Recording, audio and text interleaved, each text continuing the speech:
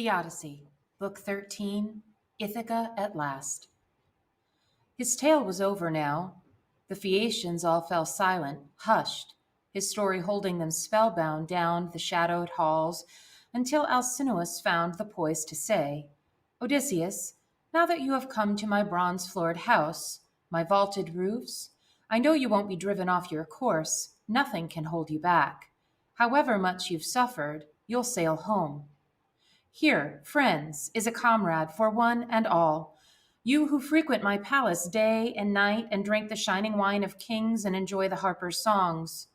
The robes and hammered gold and a haul of other gifts you lords of our island council brought our guest. All lie packed in his polished sea chest now. Come, each of us add a sumptuous tripod, add a cauldron, then recover our costs with levies to the people. It's hard to afford such bounty man by man.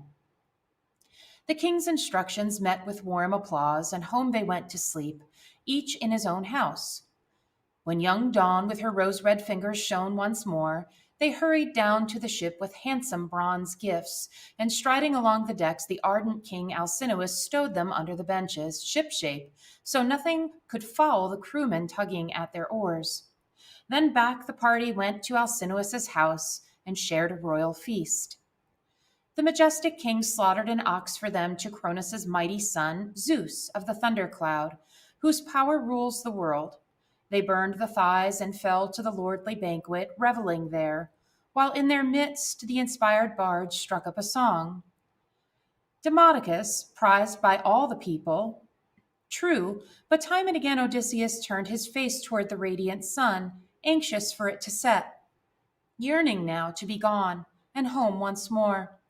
As a man aches for his evening meal when all day long his brace of wine-dark oxen have dragged the bolted plowshare down a fallow field, how welcome the setting sun to him, the going home to dinner. Yes, though his knees buckle, struggling home at last. So welcome now to Odysseus the setting light of day, and he lost no time as he pressed Phaeacia's men who love their oars, addressing his hosts, Alcinous first and foremost. Alcinous, majesty, shining among your island people, make your libations, launch me safely on my way, for one and all, farewell. All this now made good my heart's desire, your convoy home, your precious loving gifts, and may the gods of Olympus bless them for me. May I find an unswerving life when I reach home, and loved ones hail unharmed, and you, my friends, remaining here in your kingdom now, may you delight in your royal wives and children. May the gods rain down all kinds of fortune on your lives, misfortune never harbor in your homeland. All burst into applause, urging passage home for their parting guest. His farewell rang so true. Hallowed King Alcinous briskly called his herald. Come, Pontonous, mix the wine in the bowl, pour rounds to all our banqueters in the house, so we, with a prayer to mighty Zeus the Father, can sail our new friend home to native land. Pontonous mixed the heady honeyed wine, and hovering closely poured full rounds for all. And from where they sat, they tipped libations out to the happy gods who rule the vaulting skies. Then King Odysseus rose up from his seat and placing his two-eared cup in Erides' hands, addressed the queen with parting wishes on the wing. Your health, my queen, through all your days to come, until old age and death, that visit all mankind, pay you a visit too. Now I am on my way, but you, may you take joy in this house of yours, in your children, your people, in Alcinous the king. With that, the great Odysseus strode across the threshold, and King Alcinous sent the herald off with the guest to lead him down to the swift ship and foaming surf. And Aretes sent her serving women, one to carry a sea cloak washed and fresh, a shirt as well, another assigned to bear the sturdy chest, and a third to take the bread and ruddy wine. When they reached the ship at the water's edge, the royal escorts took charge of the gifts at once, and stores of food and wine, stowed them deep in the holds, and then for their guests they spread out rug and sheets on the half-deck, clear astern on the ship's hull, so he might sleep there soundly, undisturbed. And last Odysseus climbed aboard himself, and down he lay, all quiet as crewmen sat to the oarlocks each in line. They slipped the cable free of the drilled stone past, and soon they swung back, and the blades tossed up the spray. An irresistible sleep fell deeply on his eyes, the sweetest, soundest oblivion, still as the sleep of death itself. And the ship, like a four-horse team careening down the plain, all breaking as one with whiplash cracking smartly, leaping with hoofs high to run the course in no time. So the stern hove high and plunged with the seething rollers, crashing dark in her wake as she surged, unwavering, never flagging, no, not even a darting hawk. The quickest thing on wings could keep her pace on as she ran, cutting the swells at top speed, bearing a man endowed with the god's own wisdom, one who had suffered 20 years of torment, sick at heart, cleaving his way through wars of men and pounding waves of sea. But now he slept in peace, the memory of his struggles laid to rest. And then that hour the star rose up, the clearest, brightest star that always heralds the newborn light of day. The deep sea-going ship made landfall on the island, Ithaca, at last. There on the coast a haven lies, named for Four Seas, the old god of the deep, with two jutting headlands sheered off at the seaward side, but shelving toward the bay, that break the great waves whipped by the gales outside. So within the harbor ships can ride unmoored whenever they come in mooring range of shore. At the harbor's head a branching olive stands with a welcome cave near by it, dank with sea mist, sacred to nymphs in the springs we call the Naiads. There are mixing bowls inside and double-handled jars, crafted of stone, and bees store up their honey in the hollows. There are long stone looms as well, where the nymphs weave out their webs from clouds of sea-blue wool, a marvelous sight, and a wellspring flows forever. The cave has two ways in, one facing the north wind, a pathway down for mortals. The other facing the south belongs to the gods. No man may go that way. It is the path for all the deathless powers. Here at this bay the Phaeacian crew put in. They'd known it long before, driving the ship so hard she ran up onto the beach for a good half her length, such way the oarsmen's brawny arms had made. Up from the benches, swinging down to land, first they lifted Odysseus off the decks, linen and lustrous carpet too, and laid him down on the sand asleep, still dead to the world. Then hoisted out the treasures proud Phaeacians, urged by open-hearted Pallas, had lavished on him, setting out for home. They heaped them all by the olive's trunk in a neat pile, clear of the road for fear some passer-by might spot and steal Odysseus's hoard before he could awaken. Then pushing off, they pulled for home themselves. But now Poseidon, god of the earthquake, never once forgetting the first threats he leveled at the hero, probed almighty Zeus to learn his plans in full. Zeus, father, I will lose all my honor now among the immortals. Now there are mortal men who show me no respect, Phaeacians too, born of my own loins. I said myself that Odysseus would suffer long and hard before he made it home, but I never dreamed of blocking his return, not absolutely at least. Once you had pledged your word and bowed your head. But now they've swept him across the sea in their swift ship. They've set him down in Ithaca, sound asleep, and loaded the man with boundless gifts, bronze and hoards of gold and robes. Aye, more plunder than he could ever have won from Troy if Odysseus had returned intact with his fair share. Incredible, Zeus, who marshals the thunderheads, replied. Earthshaker, you with your massive power, why moaning so? The gods don't disrespect you. What a stir there'd be if they flung abuse at the oldest, noblest of them all. Those mortals, if any man so lost in his strength and prowess pays you no respect, just pay him back. The power is always yours. Do what you like, whatever warms your heart. King of the dark cloud, the earthquake god agreed. I'd like to avenge myself at once, as you advise, but I've always feared your wrath and shied away. But now I'll crush that fine Phaeacian cutter out on the misty sea, now on her homeward run from the latest convoy. They will learn at last to cease and desist from escorting every man alive. I'll pile a huge mountain round about their port. Wait, dear brother, Zeus, who collects the clouds, had second thoughts. Here's what seems best to me. As the people all lean down from the city heights to watch her speeding home, strike her into a rock that looks like a racing vessel just offshore. Amaze all men with a marvel for the ages. Then pile your huge mountain round about their port.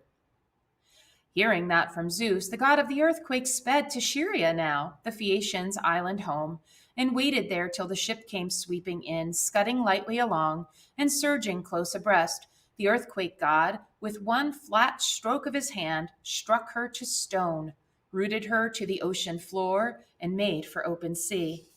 The Phaeacians, aghast, those lords of the long oars, the master mariners, traded startled glances, sudden outcries. Look, who's pinned our swift ship to the sea?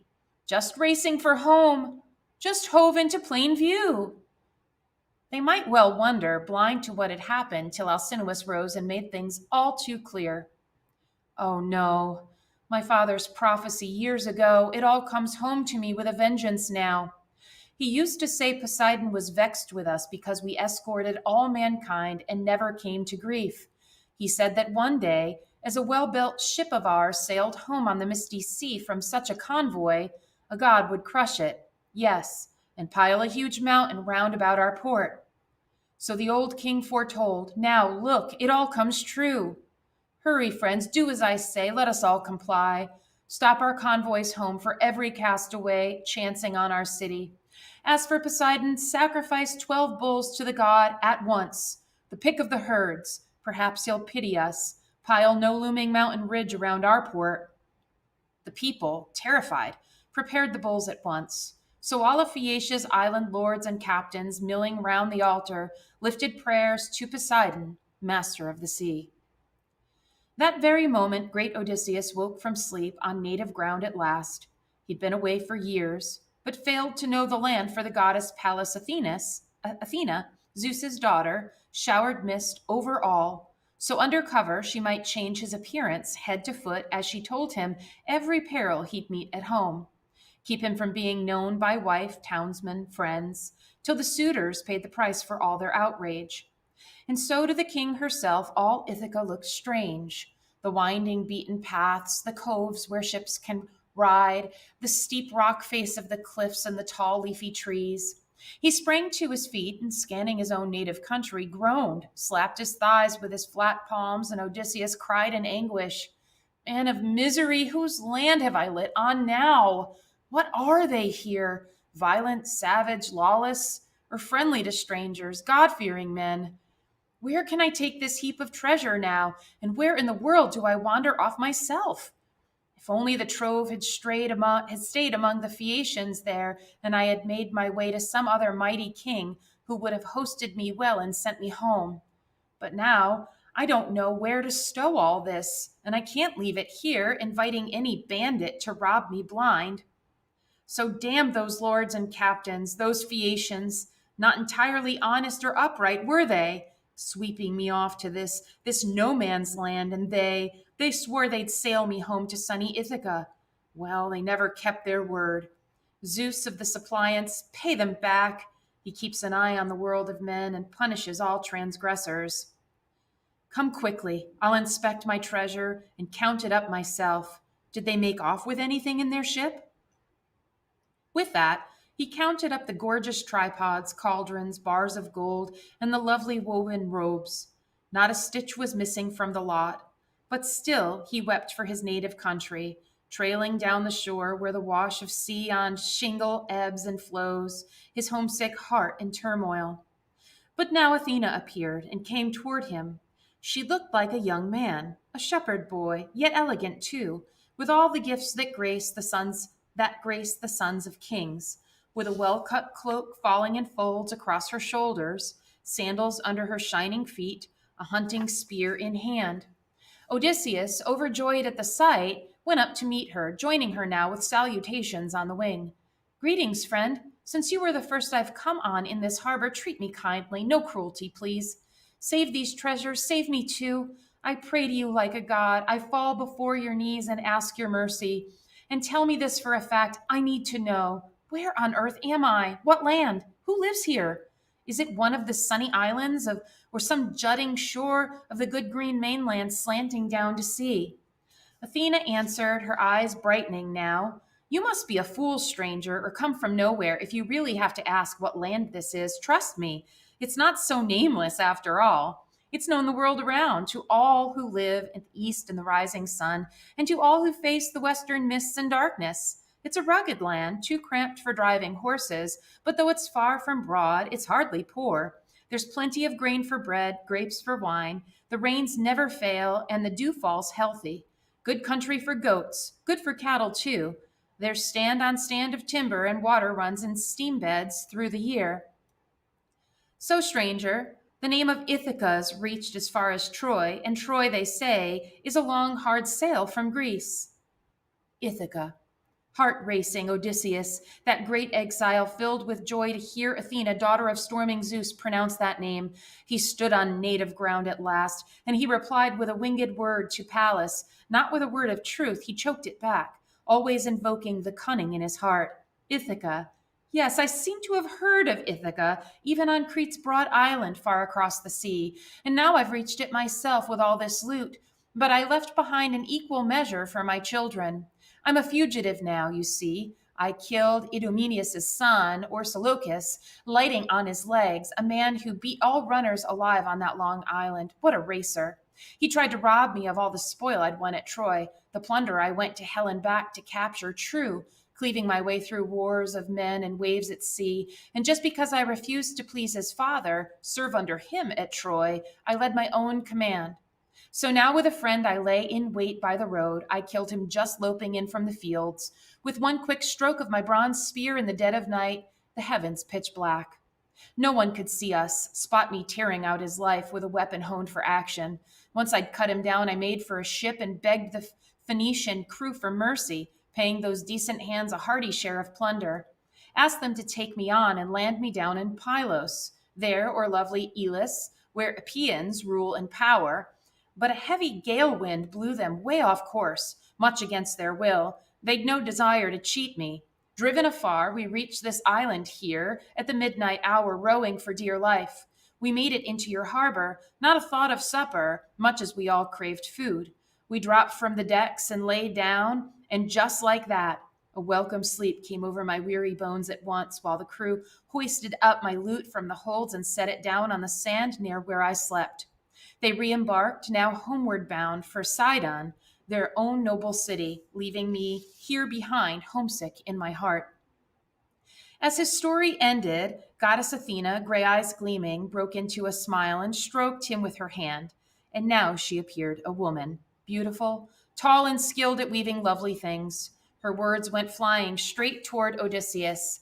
Any man, any god who met you would have to be some champion lying cheat to get past you for all around craft and guile.